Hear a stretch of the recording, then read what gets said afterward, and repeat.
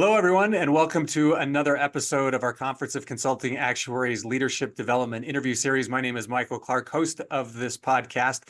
I'm a past president of the CCA, managing director at Agilis, based out of Denver, Colorado. And today I'm really excited to invite onto the show David Scharf, who is one of my good friends from our time on the CCA board together. David is principal at Buck, which is a Gallagher Company. He's based in New Jersey, just outside of New York City. He is a pension actuary with a specialty in executive benefits, which we're going to talk a little bit about on today's episode. He is also the current president of the Conference of Consulting Actuaries. A couple of other interesting tidbits about David. He is an avid music lover and attended 100 different concerts in 2022, slacked off a little bit in 2023, and only went to 81 different concerts. He has played in an African drum circle. He's played guitar on a live radio program. David and I actually bonded quite a bit over music. In fact, we started to make that a thing at board meetings when we were both on the CCA board. Whenever there was a meeting, we try to find a show that we could go to for just some good fun, and ended up finding me a band that I've become a huge fan of that I see all the time, and David probably gets sick of me talking about. But in addition to his love of music, David maintains an Instagram page dedicated to making innovative cocktails. You can find that on Instagram at The Cocktail Underground. He is also a regular for polar bear swims. David, for people that don't know what polar bear swims are, what does that entail? Yeah, so what a way to start off an interview talking about the polar bear swims. People will either love this or get scared. So it's a group that has been meeting since 1903 in Coney Island, Brooklyn, New York. We swim in the Atlantic Ocean in the freezing cold waters from November to April. The other 26 weeks of the year that people don't typically think of as beach weather, but we treat it like a regular summer sunny day, except you don't need sunscreen. And it's really, it sounds a little crazy, but it really is an inspiring experience. People come to watch. My wife just loves to come because she feels she would never go in the cold water. But just watching the enthusiasm and the passion and love that we have for doing this, and the connectedness that you feel to the other people who are sharing the same experience, is just incredible. What other thing can you do? So many times I've done it now since 2004. And every time I do it, it's as if I'm doing it for the first time. It never loses its kick or its thrill or the excitement. So I think it's everyone's welcome to come join. I need to take me and I'll connect you. One of these days, David, I'm going to take you up on that, and I'm going to find myself out there in your neck of the woods at that time of year, and I'm going to have to come along with you. I think it would be an experience. I'll say that. Yes, and even some people do it once, and that's enough, and they just love doing it once, and then the other people who get addicted to it, and I'm clearly one of those. That's awesome. That's awesome. Well, if that's not a good intro into today and give people a flavor for the type of conversation we're going to have, I don't know what would be. So with that, David, let's, well, first of all, thanks for agreeing to be on the podcast. Yeah, thanks for having me. I know that you've been doing this for a while with different guests, and I am excited to be the current guest. Yeah, no, this is great. I want to start talking about just your career in general, so people can get to know a little bit more about you. I mentioned in the intro, you started as a pension actuary, and you've got a penchant for executive benefits, and I want to dive into that. But let's talk about your road to becoming an actuary, and that'll lead into what you're doing professionally today. So to start, I know you have a hilarious story about how you decided to become an actuary that I know people would love to hear. Yeah, so this is probably not typical. I had a dream, not as in a dream, like in a you have a grand dream, but an actual sleeping REM type dream. And it might have been shortly after seeing Back to the Future Part 2, although I'm not quite sure of the time on that.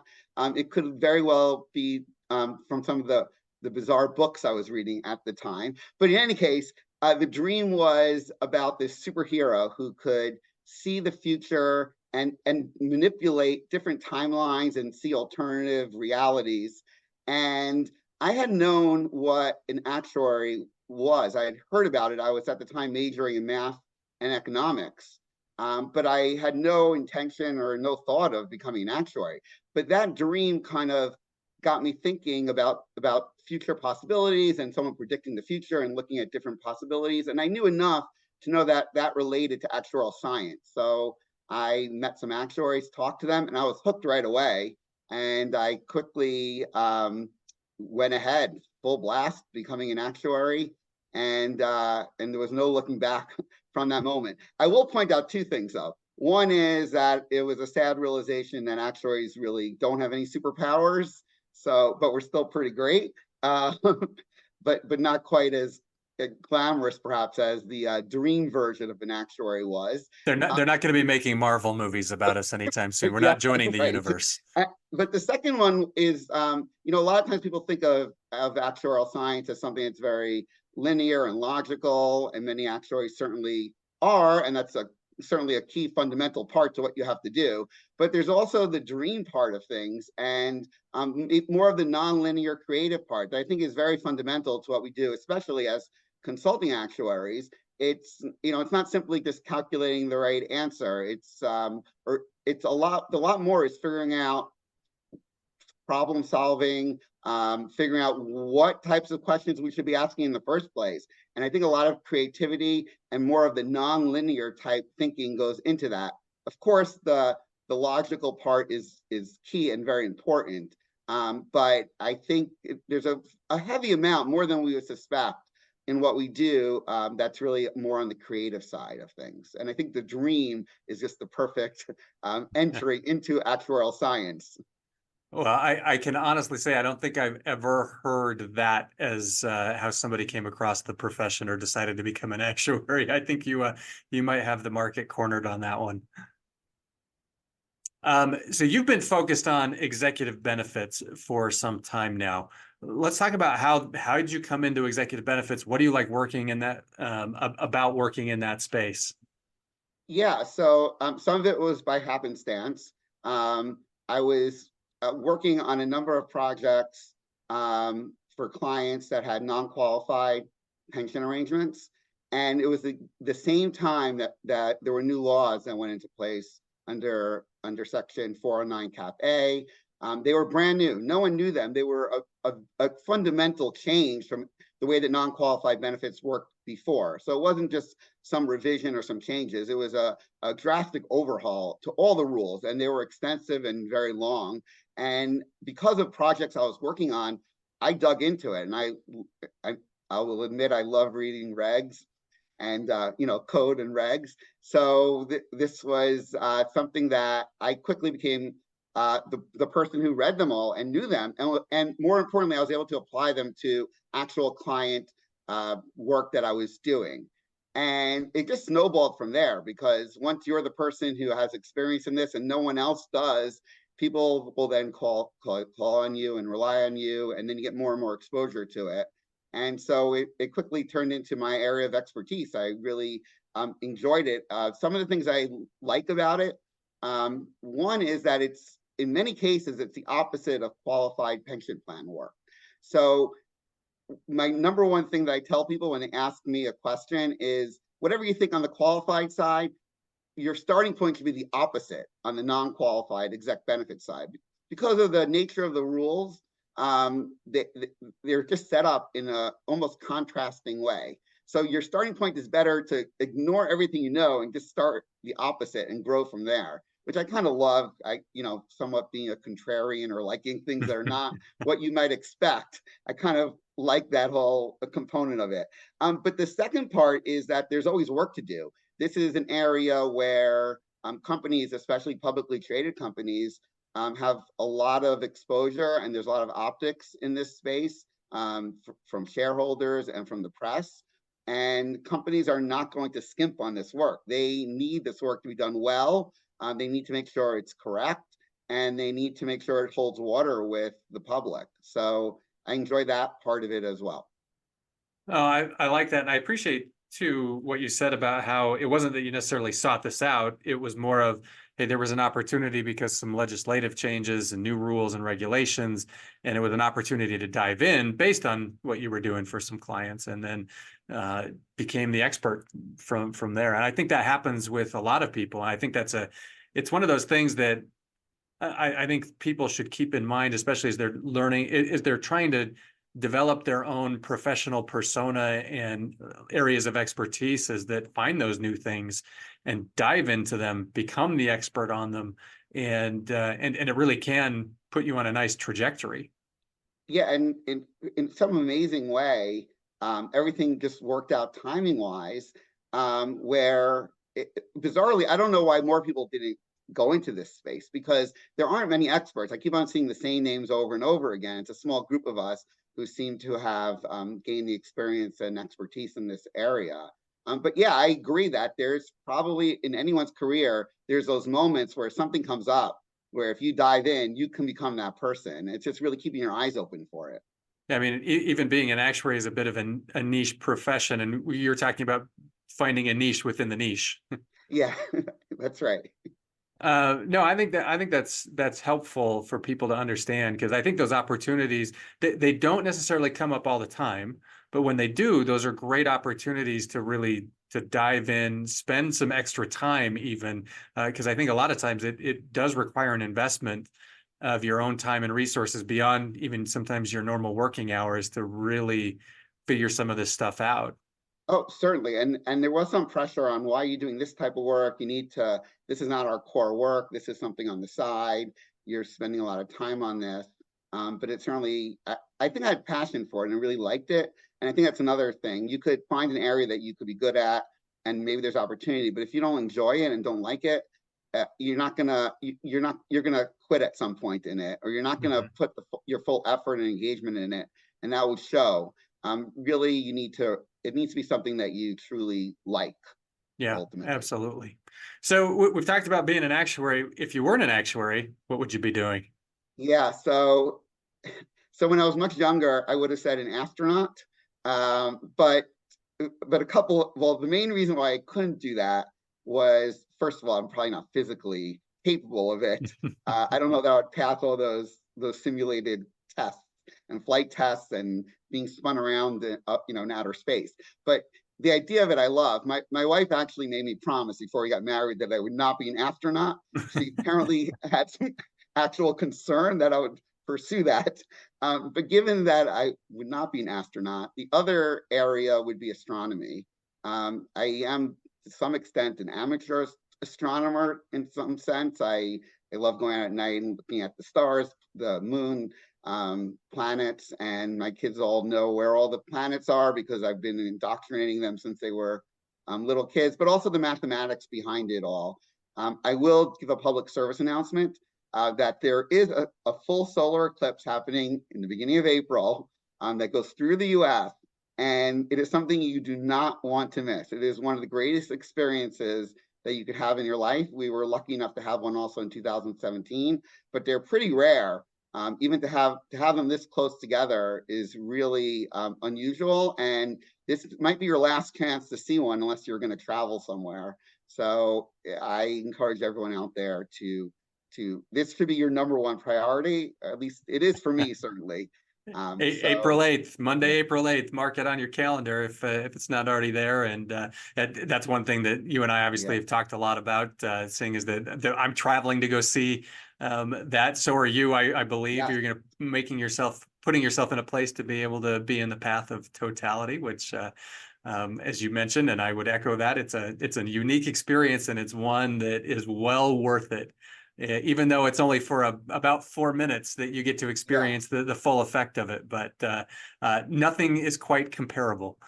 Yes, and people think like I'll be in 99% of that's not. It's that extra 1%. It's the whole thing that you need to see. There's a very clever song by the Les Claypool, who has a band with Sean Lennon, and they have a song about I think it's about someone who just misses the totality, and they're just outside the path of totality, and it's kind of a humorous song, but it certainly so it's kind of a message. Don't miss it. Don't miss the totality. So an astronomer is what you'd see yourself doing if it wasn't actuarial work. Oh yeah, definitely. That's awesome. That's awesome. Well, let's switch gears a little bit and let's talk about volunteering, because obviously, as the president of the Conference of Consulting Actuaries, you take volunteering very seriously. Otherwise, you wouldn't be doing what you're doing. And you've obviously been involved with the CCA for quite some time. How did you get your start volunteering? Yeah, so it happened back in 2010. I volunteered to speak at the Enrolled Actuaries meeting. Um, I was incredibly nervous at the time. I remember on the panel was Carol Zimmerman from the IRS. So I'm thinking I'm going to say Big name, something wrong in especially front of the big name in the IRS. big name in the pension space at the time. Yeah, and Bruce Cadenhead from Mercer was there. So these are all legends already at the time. And I'm on their panel, and I was nervous to the extent of shaking before getting up there. And they were incredible at making me feel at ease. I remember what Carol said. She said, if you say something that's not right, and I don't correct you, I'm the one at fault here. So somehow they just made me feel really at ease. And it went really well. I was fortunate enough to be the moderator at Carol's last Enrolled Actuaries conference, where she was speaking before she retired. And I got to introduce her and pay a little tribute to her and mention that time where I first spoke and how she really helped me. So a lot of the credit goes to her for helping that first experience be such a great one. So much so that later that year, I spoke at the 2010 CCA annual meeting. So right away, I just enjoyed doing it. It was something, I picked the right thing that I liked doing. I liked speaking in front of a live audience. And shortly thereafter, I joined the annual planning committee, which plans the CCA annual meetings. And things just took off from there really quickly. I started getting involved in things that I really enjoyed and liked. I joined the webinar committee, eventually chairing the committee, and then, a ton of other things that just all spiraled from that first good experience. So that was how I got started. And I think a key message there is that you want to do something that you're really going to like and enjoy. You don't want to force something, do a volunteering for some area that's not really passionate about. Find something that you like. You might be really nervous about it. Maybe you feel you're not capable of doing it, or that you're not yet at that level, and you might be pushing yourself or stretching what you think you can do and challenging yourself. But again, so many things come back to you. You need to really enjoy and have passion for it instead of forcing yourself. One of the responses I get a lot when we talk about volunteering with other guests that I've had on the podcast is they talk about it's a way to give back. And everything you've said so far doesn't seem to hint that way, that was your motivations. Now I'm sure there was a part of it that was, but it doesn't seem like it was the primary driver. What was your primary driver for raising your hand that first time to say, hey, I want to be a part of this speaking engagement at a actuarial conference? Right. A lot of it were the people that I knew who already did this. So colleagues who volunteered already or were involved. And these were people who I saw in the profession were the leaders and the ones who were the most engaged and had passion and for what we were doing. They didn't just do the work by route and check the boxes. They went beyond. They were thinking what our future is going to be. They had all the elements of things that I was looking for. So yeah, in many ways, I think I was younger at the time in my career where I wasn't thinking of giving back yet. Maybe I'll look at it a little bit now. That's definitely a component now of what I do. But it was more, this is something I want to do.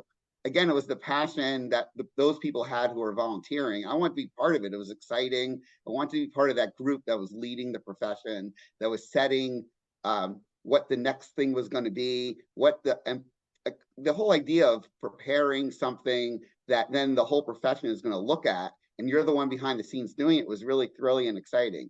So yeah, I think it's really important to give back to the profession. That I think is a great reason in itself, but you also have to love it and want it for yourself too. If you're only doing it to give back, it seems a little stale or a little, you need more enthusiasm than that, I think. Yeah, no, I'd agree with that sentiment. I mean, that's been my experience as well, and I've talked openly about that on the show. That yeah, it's there is an element of giving back, no matter what. If you're Yeah, volunteering, you're giving back, right? But for me, it was an opportunity to experiment with different things and interact with people and get different viewpoints. A lot of the things that you said, and I think you articulated it very well. That it becomes a lot of fun for starters too.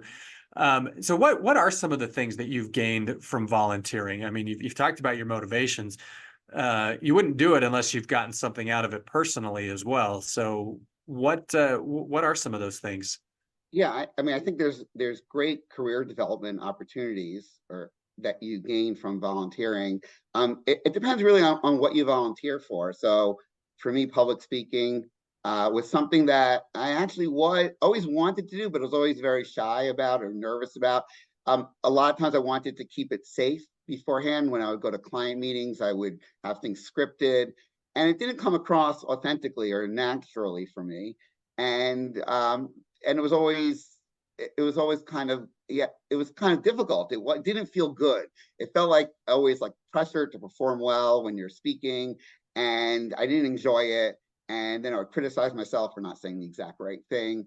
I think with speaking, which was really the first volunteering I did for CCA, I realized first of all that it's really an experience that you're sharing with the audience. It's not just you speaking and they're separate from you and listening. They're part of the experience of you speaking. It's really an engagement between the two, and especially at a CCA session where there's often Q&A during the session, where there is a dialogue to many to some extent. And I think that's very important. And that really transferred directly to how I approach client meetings. Now, sure, there's different types of presentations. You could have a finalist meeting or a very formal meeting to a board of directors or to a comp committee where it needs to be a lot more tight in what you're going to say. And you probably want to have some things really worked out well as to how you want to say it. But I think even there, at those occasions, there's opportunity to have some flexibility and to not have everything so rigid or scripted. So I think that's one area that really helped me with the volunteering was the things I was volunteering at. It was almost like a playground to then take that back and get better at speaking in that case. I also think being on multiple committees, I learned how to plan better, how to work with others where you have a whole bunch of different agendas perhaps, and you have to get somewhere at the end of the day. And so a lot of the things that you would normally hopefully gain within your day-to-day job, I found that doing it on a volunteer basis almost gave you more of the flexibility or comfort to take more chances and to learn from that and then apply it to your regular career.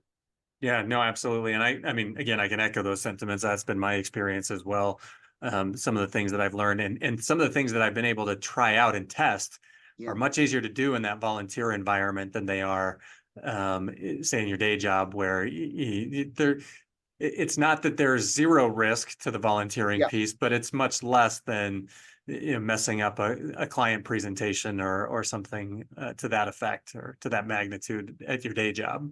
Yeah, and I would say with CCA events and committees and communities, there's a tremendous amount of openness to doing exactly this. And there's people are have goodwill and are understanding and realize where you might be in your career, and there's not a lot of criticism.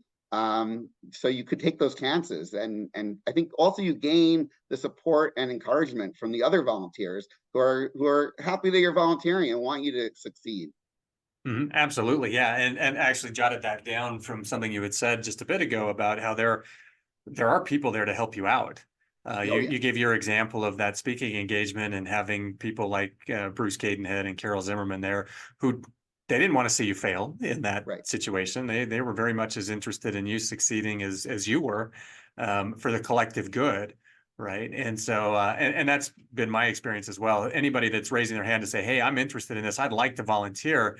You're as somebody that's been volunteering for a while, you're very excited to see somebody else come along and want to help them be able to have a good experience so they keep volunteering. Yes, I highly encourage everyone to volunteer. Well, so let's talk about that. What would you tell someone that's thinking about volunteering? Where should they start? Yeah, so I would say don't overthink it. Don't try to volunteer where it's all perfect and set up and it's something I think I could do exactly this. This is exactly what I want to do, and then the exact opportunity comes to present itself. It probably won't. It's I would say don't overthink it and just jump in wherever you have the easiest access point. So if you have colleagues who volunteer, talk to them, see if they have an opportunity where they could squeeze you in, whether it's on a panel, whether it's something more simple. The communities that we have, which the leadership development community, which is hosting this interview, is one of those communities. It might be one of the easiest ways to start getting engaged and seeing where there might be more volunteer opportunities. We have a whole bunch of communities under CCA where they discuss technical matter, but they also discuss consulting and career paths. And they're very open to any type of discussion. You could join any of these communities and start engaging with others, and that will you'll meet new people who might have opportunities for you where you wouldn't have suspected otherwise. And I think that might be a great way to get more engaged and involved with other CCA volunteers. No, that's excellent. So somebody that's looking specifically to volunteer with the CCA, is there a place they can go to see a list of opportunities or to raise their hand to say, hey, I'd be interested in doing something? Yeah, so I think a couple of things. One is I'll go back to the communities. I think if you join the communities, you'll find things there. There's also on the webpage, there is somewhere where it has a volunteer slot or tab. I'm not sure what it's called. So there's definitely something online. Maybe at the end of this, we could, or in the notes to this, we could have a link to where that is.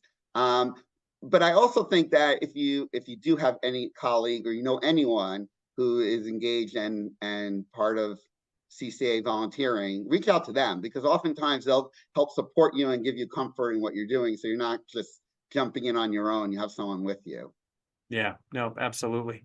And yeah, if you go to the CCA's website at ccaactuaries.org, I believe it is under membership. There's some links on how to become a member, as well as a link to the online application form there. Yes, But yeah, that is we'll include something I that. should know for when people ask me. As a longtime volunteer, I don't need that link myself because I already volunteer. But yes, Yeah. it's a good place to just click on that and see what opportunities there are. There are a lot. We really do rely on volunteers. When we had our recent enrolled actuaries conference, I'd ask for volunteers and speakers to stand up in the room, and about half the room stood up. So those people at some point had volunteered, or they were currently volunteering or speaking. So we have I think that's really what makes CCA a special place, is that the people who are members oftentimes are also very engaged and involved in what we're developing. Yeah, it's definitely the best way to get the most out of your CCA membership. I can attest to that. Let's talk about the CCA for a little bit more, since you get the privilege of presiding over the CCA's 75th anniversary since its foundation. So for people that might not know the role that the CCA plays within the profession, I think a lot of people are familiar with the Society of Actuaries and the Casualty Actuarial Society, but maybe less so about the Conference of Consulting Actuaries. What role does the CCA play within the actuarial profession? Yeah, and this is something clearly I won't be able to do justice for in this format or with these time constraints, but I will highlight what I think is the most important aspect, which is the consulting perspective that CCA brings to the profession. And I use consulting in the broader term, not as simply consulting as a consulting actuary as your job title, where you consult to clients, but in the bigger picture, consulting to me means anything that's beyond pure mathematics. So anything that your decisions you're making, how you make decisions, what you want to do next, what problems you're trying to solve, thinking about the future, those are all consulting, or what I would consider part of the consulting category. And I think CCA is a great place where we're not simply, we do have a lot of really strong technical programming and sessions, where it is purely on the technical, but even those typically have a consulting perspective and aspect to them. And even more so, we have a lot where we're helping with leadership development, as this community that's hosting this podcast does. We have a women in consulting community. And even on the more technical professional areas, we're really driving what's going to happen next in the actuarial world by thinking of the future, by thinking where we want to be. And I think it's the consulting part of that. It's that consulting mindset and framework that really is what's critical and what I think brings CCA a lot of its value. Yeah, and I like that you position that in a way with consulting being maybe a bit of a misnomer, because we do think about it in a broad context there. It really is about helping people make informed decisions. And you could be doing that even if you're working internally at an insurance company. You could find yourself in a consultative role with other stakeholders within the firm, helping them try to understand the actuarial concepts that are that they need to at least have some grasp on to be able to make informed decisions about the state of the business and how to move things forward. Yeah, absolutely. People do tend to pigeonhole consulting into consultants, but really we're all consulting at some level. Even in every day-to-day life, you're consulting all the time. Absolutely. Yeah, no, that's very true. And yeah, I appreciate the plug there for the leadership development community. In fact, for those that don't know, the CCA has a number of different online communities, of which the leadership development community is one. And two of those communities are open to anyone. You don't even necessarily need to be a CCA member to join. This being one, the leadership development community, and then the women in consulting community being the other. So if someone wants to join either of those communities and be part of those discussions and and events, all they have to do is reach out to the CCA to ask to be admitted into those communities, which again, I think there's lots of benefits. Like you said, it's more than just the technical development. It's development of leadership skills, which includes communication and emotional intelligence. And there's a lot of other skills that we focus on and try to work through to help people succeed professionally in what they're doing. Yeah, and personally, I'm a member of both of those communities, and I get a lot out of it. I'm always surprised at there's different sessions that we have, and there's different events that are hosted by these communities. And anytime I join one, I always surprised at the end with, wow, that was really good. That was a great use of my time, and I learned something from it. As an example, you and I sat in on the leadership development community has a monthly TED Talk podcast club as opposed to a book club. Yeah. And we participated in that last week before we recorded this. And it was all about, we listened to a podcast from Harvard Business Review, which was entitled something along the lines of like what leadership can learn from jazz music, something to that effect. And we had a great discussion. It was a small group of us that participated, but got a lot out of discussing what the podcast had put out there. And you walk away from these going, I've got some new thing that I want to now try to implement in my day to day.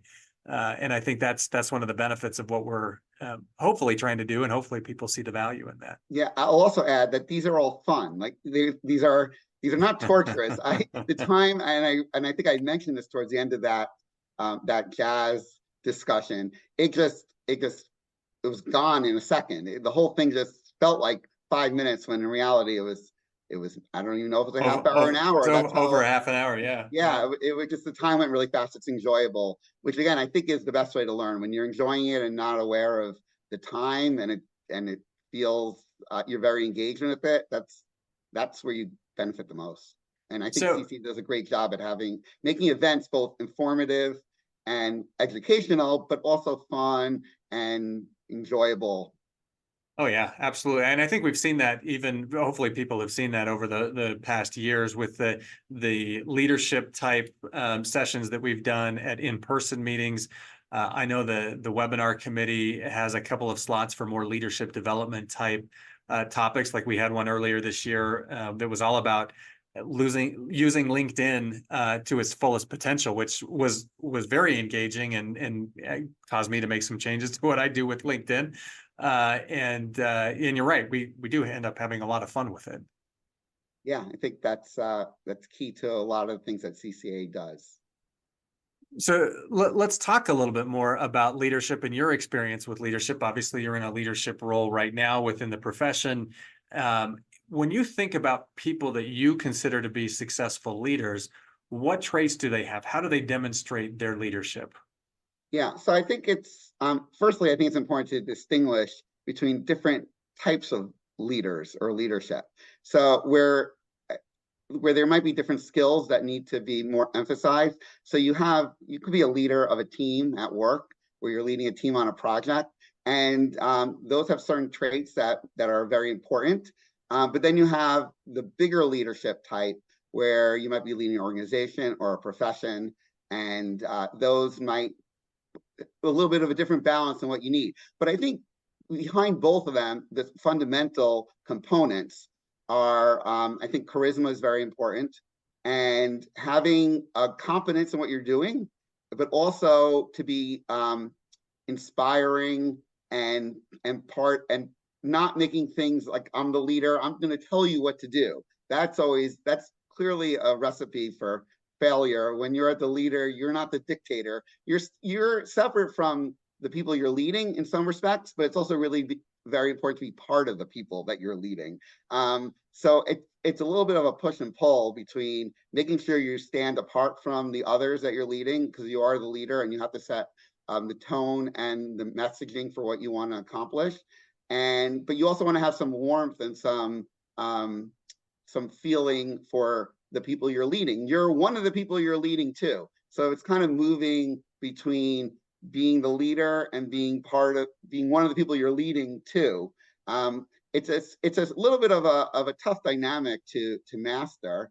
And I don't know that anyone masters it, but I think it's always a learning process. And again, I think it really depends on what you're leading. So if you're leading a team on a work project, the balance is going to be different between those two components than if you're leading, say, an organization. I think we were talking about music before. I think music is a great analogy to this, where you have a performer who's on stage and they're in some sense leading the performance, both to they might have a band that they're leading, and they also have an audience that they're presenting to. So in some sense, they're the leader. They're driving a lot of what's happening, and you kind of know that they are the leader. You could sense it. I think of like Mick Jagger from the Rolling Stones. When he's on stage, everyone's eyes are on him, even though there's an amazing band. And it's not even his band. They're all part of the band. But somehow he stands out as the leader, I think, when they're performing. And then you have the audience. They're not just on stage on their own. They're also connecting to the audience. The audience is part of it too. So you want to be the leader, but you have to be with the band. You're part of the band. You're also part of the audience. You're not separate. They're a key part of what you're leading. So it's really putting all those pieces together. A lot of it's hard to explain because I think a lot of it is more the experience of doing it, where you see these aspects come into play. And a lot of it might be very case particular. So it's different depending on the situation. So it's kind of hard to put in a box what the qualities of a leader are. You could certainly say what they are and bullet them out, but in reality, how to implement them is really going to be very much as you go, and you figure out what's needed to be successful. And you kind of know if it's working.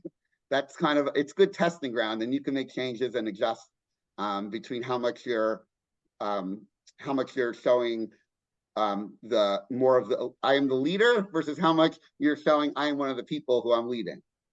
Yeah, and I think there's two things that I'll draw out of what you said. One is that notion of like servant leadership, where you're in it with everybody else. It's not that you are somehow set apart and deemed better than everyone else, and they need to just follow you wherever. But I think you've given a pretty good description of what it means to be a servant leader. The other part of that that I really liked what you said is the notion of adaptability, right? Because you don't have to come in with a leadership style and stick with it. Yeah. you can evolve that over time. And I think actually that's what a lot of good leaders do is they find the things that are working, they play to those strengths, but they're not afraid to test other things out at the same time to say, well, what if we did this a little bit differently and see what the results are? They may stick with it, they may change it, they may adapt from there. But I think from what you were saying, that's probably the two things that I'd pull out of there is that servant leadership notion along with the adaptability element of being a good leader. Yeah, and listening to feedback and seeing if what you're doing is working or not, and making sure you're adapting to the situation you're in. Again, if you're leading a meeting, you might need to be a different type of leader than if you're leading a profession. Absolutely. So when you think about some of your role models when it comes to leadership, how have you tried to emulate their examples? Yeah, so this one by now you probably have already expect the unexpected in my answers, perhaps, because my role model, and I do have one in particular that I'll mention, for who I use as use really for inspiration before almost anything I do, is not an actuary. It's not even it's going to be a musician, as you might have guessed by now. So Tori Amos, who's a singer-songwriter, piano player, I find a lot of inspiration from in almost everything I do. What I find inspiring is, and some of this relates back to the leadership skills we were talking about. She leads a band. She has her own band that she's the leader of. She also has a large audience. And if you go to one of her concerts, you as an audience member feel very connected to both her and the band. You feel like you're a part of the experience and that you're sharing it with her, but yet she's clearly the leader and driving everything. I think a lot of what she does has a lot of intentionality. So before concerts, the band gets together. They have this on one of their live performance videos where they form a circle and they kind of have an intention of what they're going to achieve in this performance. So I find a lot of what she does, even though I don't know her personally, but I've read a couple of her books. She's wrote a number of books. And that's what drives me. That's what inspires me to try to take that mindset that she has and then apply it to what we're doing. Yeah, very unexpected. I will give you that one. Not so much the music piece of things, but Tori Amos. That's I don't think we've ever had somebody share a musician as their inspiration. So I love that though. I think it's great, and for all the reasons that you've already listed out. When you think about future leaders within the actuarial profession, people that are going to come after you and sit in that same chair that you're sitting in with the CCA. What do you view as the imperatives for them? What things do they need to learn to be successful as leaders within the actuarial profession? Yeah, so I think it's a combination of having a vision and being proactive for the future and where we're heading and helping shape that future. But I also think you need to also to not only always be proactive, you also have to be reactive to what's happening.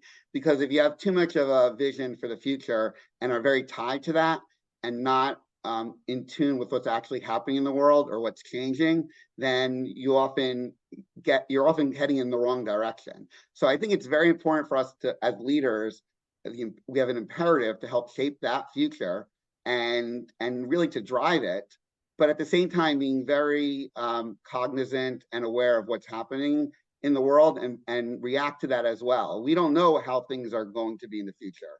And if we set a direction now and just stay the course, we could be way off course shortly. So I think it's both good to have that passion towards shaping our future. What is it going to be? What are we heading? New issues that are coming out, such as AI, is a very critical one, how we're going to handle that. But that's a great example of where you need to be reactive too. We don't know how AI is developing. So it could develop in a different way than we're anticipating. And if we just stay the course with some vision we have for what we want to shape the future to be like to incorporate AI, and then in reality, it turns out that AI is going a different direction, we're going to be way off. So I think it's balancing both the passion for shaping the future, for looking at where we want to be and helping and moving things along to get there, while also always being attuned to what's happening in the world. No, I love that. I think that especially right now, it's a good case study in what you mean with AI specifically, and how technology will change what we do and how we do it, and being able to adapt to that. In some ways, what was going through my head when you were explaining all of this was this notion of it's almost applying the concepts of actuarial work to leadership, which is you have to understand like what's the highest likelihood of the path we're going to go down, but be able to account for those contingencies as well when things don't play out exactly the way that you think they're going to. Yeah, because unlike we start off with the dream I have with a superhero actuary. So unlike that actuary who really does know what might happen in the future or can manipulate in any way that they like, we don't know, but we can be part of what that future is, and I think that's a big part of what makes it so exciting, that we really can shape that future, and where we're going to be in the coming years. Yeah, that's excellent. It's a great way to circle back, come full circle back to the superhero dream as a way to wrap up. I want to thank my guest today, David Scharf. David, if people want to connect with you or the CCA, what's the best way for them to reach out? Yeah, so on the CCA website, I think there's a connection to connect with us. You could also, I'm happy for anyone to email me at my work email is david.scharf@buck.com. But there's also a CCA address, which I don't know by heart, but we could probably put in the ccactuaries.org. link. Yeah.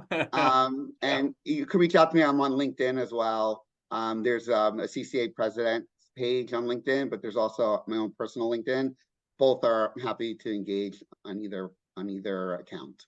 Excellent. Well, thank you again, David. And the leadership development community, as we mentioned before, is open to any actuary. You can reach out to the CCA to join. I want to thank Shannon Peterson of CCA staff for helping produce today's event.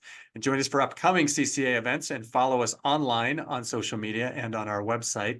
And with that, David, thanks again for being my guest today, and wish you the best of luck and everything good that will come your way as by virtue of being the president of the CCA in its 75th year. Thank you for having me, and thank you for being such a great longtime CCA volunteer. Anytime. It's like you said, it's a lot of fun. Thanks, everyone.